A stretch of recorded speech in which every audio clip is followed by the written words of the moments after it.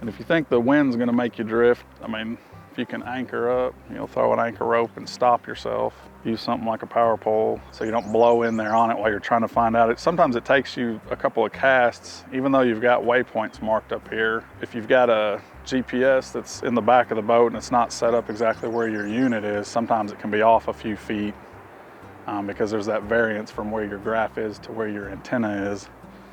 So even though I've got a waypoint, I know a general area of where it is. I've got my little heading cursor coming out of my heading line coming out of my cursor, and that kind of gives me a indicator, okay, the bed should be right over here. I've got the waypoint. So somewhere in this vicinity, there should be a bed. Now, I saw one of them was loaded with bluegill, and one of them looked like it could have been an old bed. It didn't look like it had as many fish on it, so. But I've got 3 little icons right here real close, and so I'm just gonna slowly reel this plastic through there. Yeah, that feels like it's a bed. I can actually feel something like a hard bottom where it's just kind of grabbing in some rock right there. I was just getting ready to say, you'll come through these just silty, mucky bottoms, and then all of a sudden you'll feel it start grabbing and catching and jerking and hitting, and you know that that bottom that you're on is cleared off. That's probably where they've made their nests. Yeah, you just fan cast around, because the colony of little nests we saw it's big, it's 20 feet long. So there's not one little cast. And a lot of times you'll get the line up right finally, and then you can keep making that same cast that lets you know you're pulling through all those nests. So until I get a bite, I'm usually fan casting just in a real small area. That's the other thing, you drop a waypoint. Well, if the nest is 30 feet around, all the fit, that one had me in a piece of cover right there. It's a good one. Look at him pulling. Big bull male. Get him up here. There we go.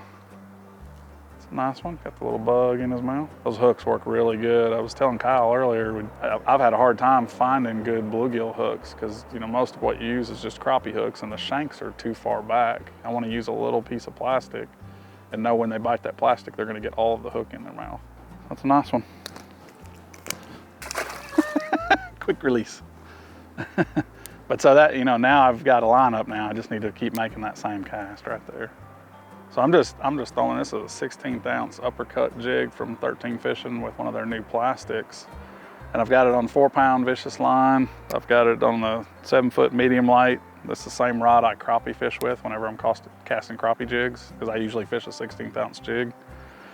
And all I'm really doing is I'm making a cast out there where I've got my waypoint and where I think the nest is.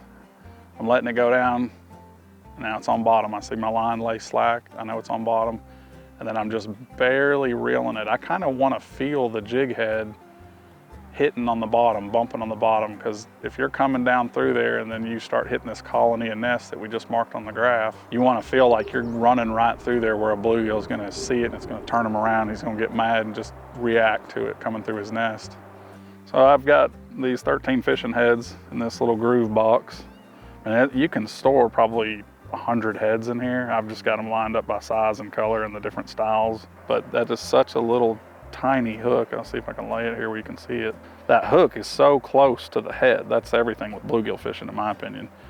If you use those crappie hooks, that hook comes back another, I don't know, 1/4 of an inch maybe. And so you'll get a bite on the plastic and the hook's so far away, you never catch those fish. You get lots of bites and you jerk and miss. You need that hook that's real close to that head but still has some weight. That's a 16th ounce head, which is enough to keep that bait down, around those nests, and I can just straight reel through there and catch fish.